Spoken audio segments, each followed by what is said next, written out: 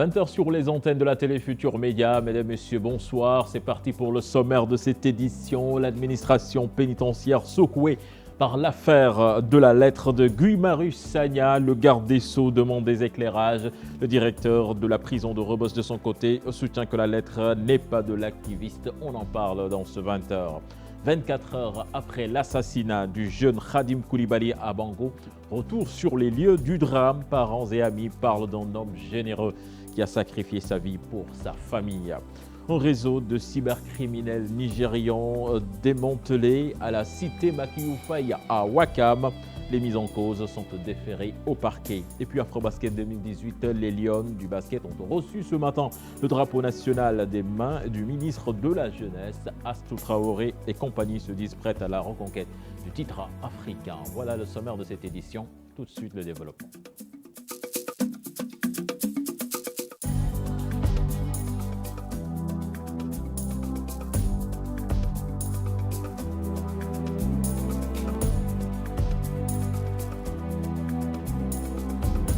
Bienvenue à toutes et à tous. Lettre de Guy-Marius Sagna, le garde des Sceaux, ministre de la Justice, va saisir l'administration pénitentiaire pour des éclairages. Maître Malik Sall, qui réceptionnait ce matin le pavillon spécial de l'hôpital Le Dantec, s'est aussi prononcé sur le contenu de cette lettre.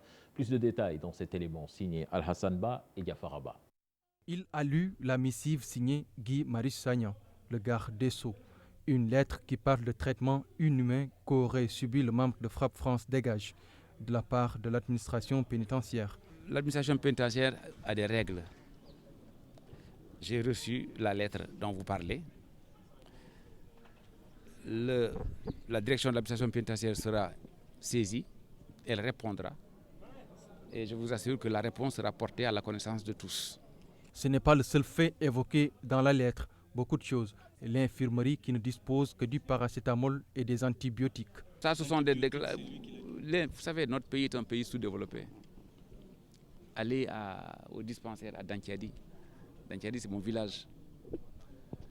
Et c'est souvent nous-mêmes qui sommes amenés à acheter nos propres produits. Peut-être que dans quelques années, avec la manne pétrolière, nous pourrons effectivement équiper, comme nous voulons tous nos établissements de santé. Mais pour le moment, comme dit l'expression, la plus belle fille du monde ne peut mieux que ce qu'elle a. Moi, j'ai visité les hôpitaux, honnêtement, en toute bonne foi, je suis plutôt satisfait de ce que j'ai vu. Il parle de salaire dérisoire, de conditions très difficiles. Qu'est-ce que vous en dites? Je constate tout simplement qu'il a déjà noué une bonne relation avec l'administration pénitentiaire et que ça signifie quand même qu'il est plutôt bien traité. Parce que quelqu'un qui parle déjà, qui s'occupe des conditions de travail de ceux qui sont chargés de le surveiller, dit par là effectivement qu'à la limite, effectivement, la façon plutôt bonne par laquelle il a été accueilli.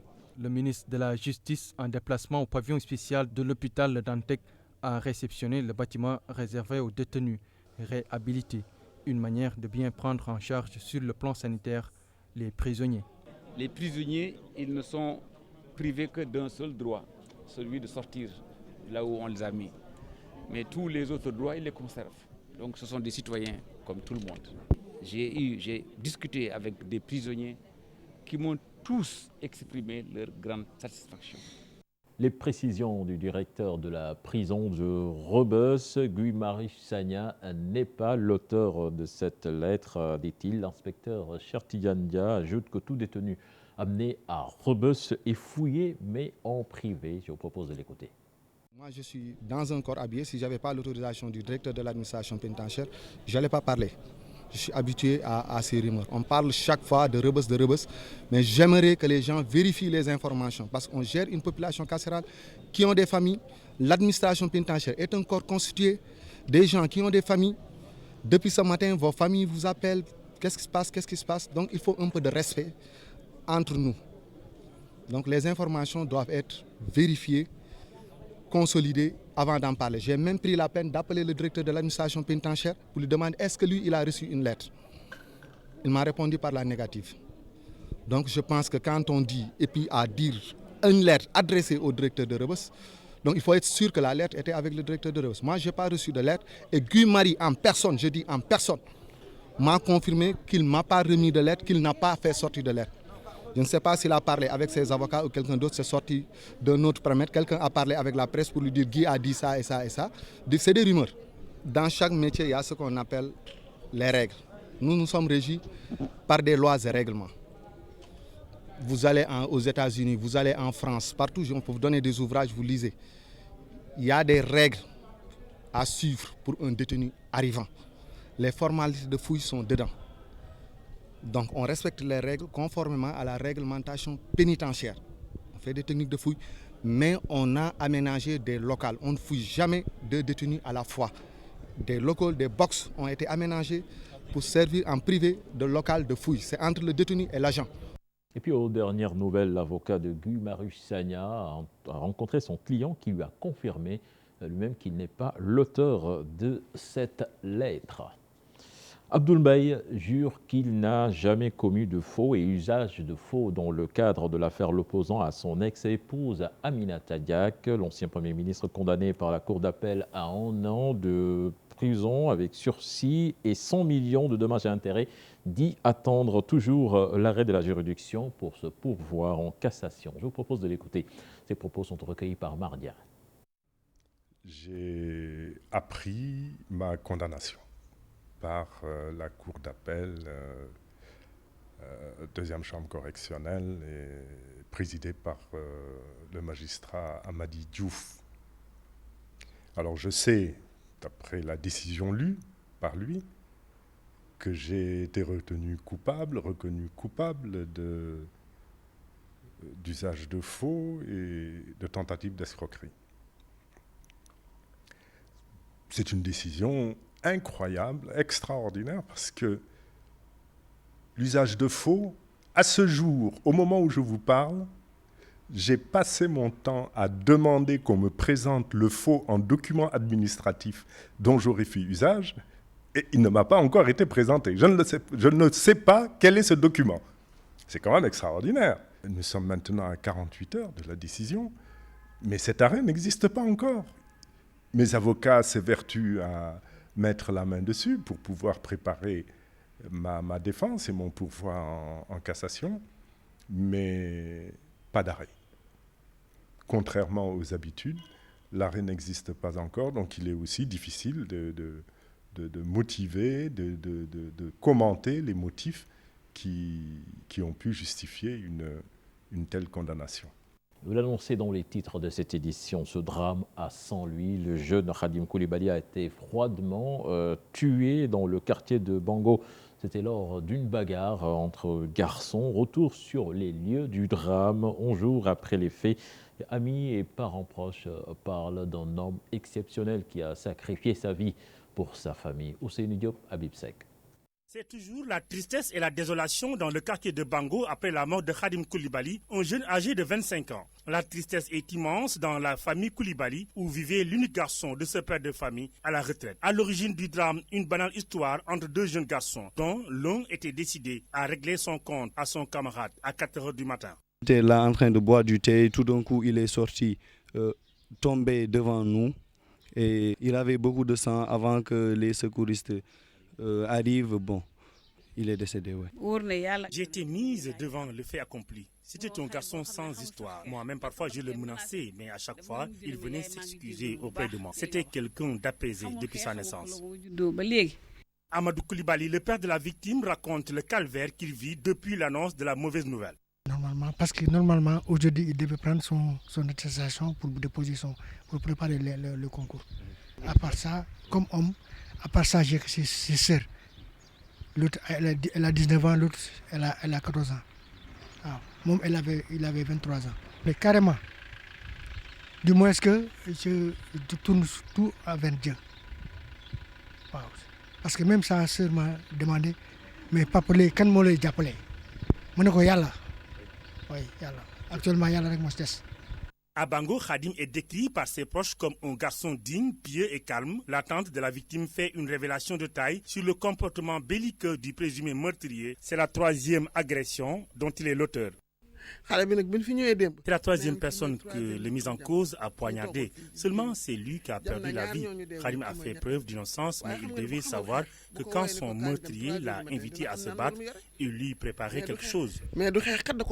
La famille Koulibaly s'en remet à Dieu. La mort de l'unique garçon de la maison est un lourd fardeau. Aujourd'hui, toute la famille est orpheline de son unique fils, qui gérait presque toutes les activités quotidiennes de la maison. Ousseynou Diop, pendant ce temps à Dakar, la section de recherche a démantelé ce mercredi un réseau de cybercriminels nigérians. Une opération menée à la cité Makuufei à Ouakam. Plusieurs cartes bancaires, des téléphones et ordinateurs portables et des passeports ont été saisis. Les mises en cause sont actuellement déférées au parquet. Chérif Dia avec les images de la DIVCOM. Il s'agit de 18 personnes, toutes de nationalité nigériane, déférées au parquet après un vaste coup de filet de la section de recherche. La gendarmerie a démantelé ce vaste réseau de cybercriminels ce mercredi à Ouakam, plus précisément à la cité Makuufei.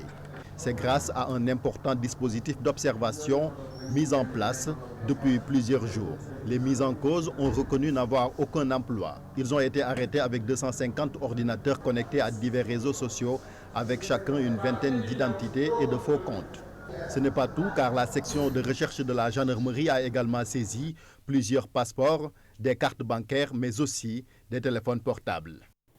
Nous allons à Ziguinchor à présent, après 2 mois d'arrêt à cause du sointement de la toiture et la délocalisation du bloc opératoire de l'hôpital régional. Ce bloc va reprendre service, ce sera dans 1 semaine au plus tard. L'annonce est du directeur de l'hôpital lors d'un face-à-face avec la presse dans l'enceinte de sa structure. Le docteur Martial Colli, que je vous propose d'écouter au micro de Boubacar Diassi et Lamine Magnan. Je voudrais également demander à la population de patienter un tout petit peu. Nous sommes conscients que c'est difficile de vouloir obtenir des soins et que cela ne soit pas possible actuellement. Mais nous sommes en train de prendre toutes les mesures idoines pour que cette situation puisse vraiment être réglée dans les meilleurs délais. Et nous leur demandons de nous comprendre un tout petit peu et nous sommes très conscients pour pouvoir les aider à obtenir des soins de qualité. Si les activités ne sont pas déroulées au niveau du bloc opératoire parce que les conditions ne sont pas réunies, les risques par rapport à leurs soins se posent. Et pour ne pas les exposer à ces risques, que ces dispositions ont été prises. Et nous sommes en train de tout faire pour que cela puisse être résolu dans les meilleurs délais. Et comme je l'ai dit, je le rappelle, que le fournisseur, dans le respect des procédures, doit livrer les équipements dans 1 semaine. Nous parlons à présent de la lutte contre l'insalubrité. Le président de la République lance le Cleaning Day, une journée mensuelle de la propreté. Il l'a déclaré à l'occasion de la journée de lancement de la campagne nationale de promotion de la propreté. Et l'idée est bien reçue par les populations qui demandent à l'État de prendre toutes les mesures pour pérenniser cette initiative. Magad Gaye, Amadouba. Choisir un jour par mois pour nettoyer tous les quartiers. Tel est le souhait du président de la République. Les Sénégalais interrogés magnifient le Cleaning Day initié par Macky Sall. C'est une bonne idée et c'est bien possible. La propreté des rues est d'abord à notre profit. La salubrité doit être le premier combat d'un peuple. Elle est à la base de tout. Cette idée du président Macky Sall est la bienvenue. Nos interlocuteurs invitent les autorités à prendre les mesures d'accompagnement nécessaires à la pérennisation de cette initiative. Les autorités doivent prendre des mesures disciplinaires pour dissuader ceux qui jettent des ordures dans les rues. Et puis, il faut des poubelles partout. 500 mètres, 1 km. Il faut ériger des toilettes publiques tous les 500 mètres.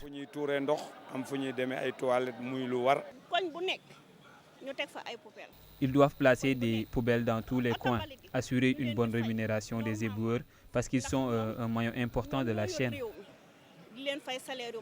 Les populations sont aussi interpellées. Un changement de comportement et une conscience collective s'imposent pour faciliter cette campagne de propreté. Nous devons changer de mentalité. Il arrive de voir des gens jeter le sachet d'eau dans la rue. Nous devrions tous prendre l'habitude de mettre nos ordures dans les poubelles. Si tout le monde le faisait, le pays serait propre. Après sa volonté exprimée de lutter contre l'occupation anarchique de l'espace public, le président Macky Sall s'attaque à l'insalubrité. Ainsi, il promet une récompense mensuelle pour les villes les plus propres. Et puis retenez que le marché Sandaga sera finalement démoli le 30 août prochain et non le 10 août comme initialement prévu. Une décision du ministre de l'Urbanisme, Abdoukarim Fofana, qui s'exprimait en marge d'une rencontre avec les commerçants du marché. Il a ajouté que la construction de cantines ne sera plus tolérée et que l'avenue Émile Badiane sera fermée à la circulation durant les travaux pour des raisons de sécurité. À l'approche de la Tabaski, près d'une tonne, 500 kg de produits avariés saisis à Missira Waden. L'opération a été menée par les éléments du service d'hygiène dans la région de Kaffrine. Les explications du capitaine Idriss Ndiaye au micro d'Ibrahima Diamé. La brigade régionale de l'hygiène de Kaffrine a l'habitude d'accentuer le contrôle au niveau des vendeurs de denrées alimentaires dans les établissements recevant du public. Donc c'est important au niveau de ce loum de Missira, qui est un loum sous-régional. L'occasion aussi est vraiment saisie par certaines personnes mal intentionnées qui ont l'habitude soit d'écouler des produits qui ont atteint leur date limite de péremption. Donc nous l'avons fait au cours des 3 dernières semaines, spécifiquement dans le loum de Missira. Donc on s'est aperçu qu'on a retiré de la vente près d'1,5 tonne de produits, soit qui ont atteint leur date de péremption, soit qui sont dénaturés, et même des médicaments, pour une valeur estimative de 2,5 millions. Donc l'ensemble de ces produits aussi, donc on l'a saisi au niveau des vendeurs, dont on a eu l'occasion d'en contrôler 509 au niveau de ce loum pour les 3 semaines. Donc maintenant, ce qu'on a l'habitude de dire, c'est vrai que les populations se fixent un peu sur le mouton, mais il faut aussi en même temps qu'ils fassent attention par rapport aux denrées alimentaires qui sont vendues. Vous savez que des produits dénaturés peuvent avoir des conséquences aussi sur la santé des populations. À l'approche de la fête de la Tabaski, les populations de Sédhiou déplorent la cherté des bêtes avec des prix qui varient entre 90 000 et 250 000 francs CFA pour les habitants de Sédhiou. Il n'y a pas assez de moutons dans leur localité. Les explications de notre correspondant sur place, Bakary Conté. À quelques jours de la fête de la Tabaski, les moutons sont excessivement chers à Sédhiou selon les populations. Les prix varient entre 90 000 et 250 000 francs CFA. Avec tout l'État mis sur la disposition de ces éleveurs-là, ces derniers viennent vendre des moutons à un prix très cher, ça c'est pas bon. Normalement, ils doivent veiller à ça, avoir un comité de surveillance pour surveiller à ces derniers-là. Parce que honnêtement, vu la population et le mouton, plus, ils ne sont pas même de bonne qualité même. Mais ils nous donnent des prix, moins de 80 000, il n'y en a pas ici. Il m'a vendu le mouton à 110 000. Je lui ai demandé de me vendre à 105 000. Il a refusé. J'ai augmenté 3 000. Il dit niet, c'est trop cher même. Les vendeurs avancent que l'aliment de bétail coûte cher à Sédhiou. Le sac est vendu à 9 000 francs. C'est normal que les moutons soient chers car on dépense beaucoup d'argent pour assurer leur nourriture. On achète leur ravitaillement comme on le fait avec la famille. Si les clients viennent, au lieu de prendre des moutons de 80 000, ils choisissent ceux de 100 000 francs. Morkeba Dramé fait le tour. Depuis ce matin, il n'a pas pu trouver un mouton. Il n'y a pas d'argent dans ce pays. On doit se comprendre. Il y a beaucoup d'autres dépenses, les légumes, les habits pour la famille. Amadou Diallo, vendeur de moutons, il vient de Sinti Malel, dans la région de Tambacounda. Les camions n'ont pas le même prix. Il y a 400 000, 450 000, voire 500 000. Moi, je l'ai payé à 450 000 francs. Parfois, les gendarmes arrêtent les conducteurs et on y perd beaucoup de temps. Des moutons meurent. Avec cette situation, les pères de famille ne savent plus à quel sein se vouer. Beaucoup d'entre eux n'ont pas encore trouvé de moutons. Bakary Conté à Ziguinchor, le marché bien approvisionné en oignons et en pommes de terre, mais les prix sont exorbitants selon les clients et détaillants. Les grossistes indexent le coût élevé du transport exacerbé par la hausse du prix du carburant. Les détails dans cet élément signé Boubacar Diassi et Lamine Magnan. Le marché ziguinchorois est bien approvisionné en oignons et pommes de terre, mais les prix sont exorbitants. Le kilo me revient à 500 francs. Nous mettons finalement toute notre dépense dans l'achat de l'oignon et de la pomme de terre. Je dois acheter jusqu'à 15 kg. Le sac d'oignon coûte 9 500 francs, celui de la pomme de terre à 9 000 francs. C'est insupportable. Dernièrement, j'ai acheté le sac d'oignon à 8 000 francs. Dites au chef de l'État de nous aider, à commencer par les agriculteurs. Ce détaillant confirme. Oui, je confirme que c'est cher. J'achète le kilogramme à 450 francs pour le revendre à 500 francs. Mon constat est qu'à la veille de chaque fête, les prix haussent. Pourtant, jusqu'à récemment, le kilogramme d'oignon coûtait 350 francs. Ce grossiste s'explique.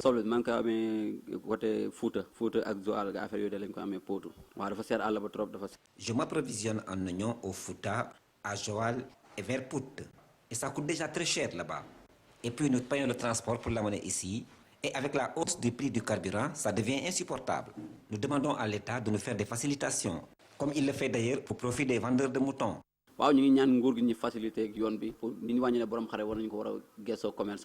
Car cette hausse des prix est devenue maintenant une tradition à Ziguinchor à la veille de la Tabaski. Boubacar Diassi, cette bonne nouvelle pour les populations de Diender, le centre de production d'eau a été mis en service par le ministre de l'eau Serigne Mbaye Thiam et les habitants expriment leur satisfaction dans cette correspondance signée chez Anta Diop et Seyla Tir. En tournée dans quelques stations de pompage et de stockage d'eau, le ministre de l'eau et de l'assainissement, Serigne Mbaye Thiam, le directeur général de la SONES, Charles Fall, ont pu constater que toutes les dispositions sont prises pour l'alimentation correcte en eau de Dakar et environ. Aujourd'hui, il s'agissait de mettre en service le deuxième centre de Tchedem, qui permet aussi de produire 17 000 m3 jour. 17 000 m3 jour, ça équivaut à 17 millions de litres. Pour une alimentation en eau plus correcte. Et une partie sera injectée dans le réseau du département de Rufisque, qui est une zone de la région de Dakar en forte croissance actuellement, avec beaucoup de projets et beaucoup d'implantations de population. Nous allons aussi déconnecter certaines parties des conduits du lac de Guiers, qui vont être alimentés donc par le centre de production de Tchedem, et cela va permettre d'améliorer l'alimentation en eau potable de Dakar, où on connaît actuellement des difficultés. Le centre de production de Tchedem a été également mis en service pour soulager les populations de Diender. Le centre de Tchedem et le forage qui a été visité, on a fait un piquage sur le centre de production pour permettre d'alimenter Diender. Les populations elles-mêmes, je crois, devant vous, se sont réjouies de ce que ces travaux aient été effectués. Une satisfaction du côté des populations de Diender. Leur porte-parole estime que ce forage va contribuer à l'accès à l'eau pour le bien-être des populations. On est vraiment satisfait. On nous a promis que d'ici la fête de la Tabaski, nous aurons de l'eau au niveau des différents villages qui souffraient d'un manque d'eau. Et que vraiment ça fait 7 mois qu'on n'a pas d'eau ici à Diender. Si aujourd'hui la bonne nouvelle tombe, vraiment au nom de toutes les populations, on est très satisfait. Venus participer à cette tournée, les dignitaires lébous de Diender se sont aussi réjouis des dispositions prises par le ministre de l'eau et du directeur général de la SONES.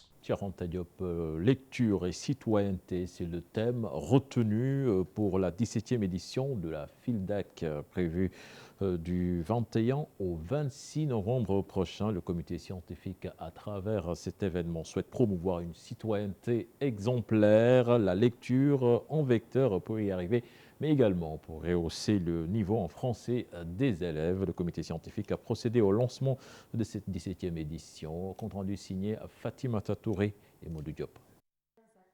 Le constat est unanime, le niveau de français des élèves continue de chuter. Le désintéressement à la lecture, entre autres facteurs expliquant cette situation. Tout le sens du thème retenu pour la 17e édition de la Foire internationale du livre qui met également l'accent sur la citoyenneté. Nous avons besoin, le livre, il y a des livres, beaucoup de livres en tout cas, qui parlent toujours de la personne humaine, donc de ses différents aspects, dans sa vie privée, dans sa vie publique. Mais nous ici, c'est la vie civique qui nous intéresse. Voilà, comment le citoyen doit se comporter par rapport à beaucoup de choses, par rapport à l'environnement, par rapport à sa famille, par rapport à son pays, par rapport à ses aspirations professionnelles. Ça nous donnera l'occasion de faire appel à la société civile. Donc ce ne sera pas seulement une affaire élitiste d'écrivains ou d'éditeurs, etc. Ce sera l'affaire de tout le pays. Pour cette année, la jante féminine à l'honneur, le professeur Ramatoulaye Diagne Meng est la marraine de l'événement. Elle est la première femme recteur d'université et elle est en plus littéraire, elle est philosophe. Donc on s'est dit que Ramatoulaye ferait bien l'affaire. Désormais, une version électronique des livres sera mise à la disposition des élèves, ce pour inciter la jeune génération à s'intéresser à la lecture. Nous savons que vous lisez surtout online, donc il y aura la place pour l'informatique, puisque c'est ce que vous aimez. Mais comme nous, la vieille génération, nous sommes attachés aussi aux livres version papier, il y aura beaucoup d'éditeurs, des dizaines d'éditeurs qui viendront et qui chercheront à vous faire apprécier, qui chercheront à vous séduire. La foire internationale du livre organisée tous les 2 ans sera aussi l'occasion d'honorer beaucoup d'éditeurs, mais aussi des poètes. Une manière de les remercier pour le travail abattu depuis des années. Démarrage de l'Afro-Basket féminin 2019 demain à la salle Dakar Arena de Diamniadio. Les Lions du basket ont reçu ce matin le drapeau national des mains du ministre de la Jeunesse, Astou Traoré et compagnie, qui se disent prêts à la reconquête du titre africain. Aïssatou Paye et Youssou Baro y étaient pour nous. Le drapeau du Sénégal remis à Astou Traoré, capitaine des Lions du basket. Avec ses coéquipières, elles vont essayer de représenter dignement les couleurs du pays lors de cet Afro-Basket 2019. Notre pays s'apprête à accueillir du 10 au 19 août 2019 la 24e édition de l'Afro-Basket féminin. Ainsi, votre statut de représentant de la nation vous oblige à ne ménager aucun effort, aucun sacrifice pour remporter le trophée continental, tout en veillant à toujours préserver l'image du pays, quelles que soient les circonstances. Il revient, cher Lyon, d'offrir en retour au chef de l'État et au peuple sénégalais le trophée de la première compétition internationale organisée à Dakar Arena. Le message du président de la fédération de basket est on ne peut plus clair, défendre vaillamment le drapeau sénégalais. À chaque fois que vous devez vous battre, vous vous êtes battu. Et qu'à chaque fois que vous êtes tombé les armes à la main. Aujourd'hui, on va jouer chez nous, ça va être, vous aurez la pression du public. Mais c'est aussi un avantage. Donc je voudrais vraiment vous inviter, je sais que je n'ai même pas besoin de le faire, vous êtes consciente de ce qui vous attend. Et Inch'Allah, au soir du 18 août, Inch'Allah, on vaincra. Le 12e Gaïdé, l'ambiance est assurée et les Lions s'en vont ainsi conquérir un nouveau titre continental. Merci à vous, Aïssatou Paye. C'était le dernier élément de ce journal. Prochain rendez-vous pour l'information, ce sera à 0h avec le tout en images. Excellente suite de programme en compagnie de la TFM. Au revoir.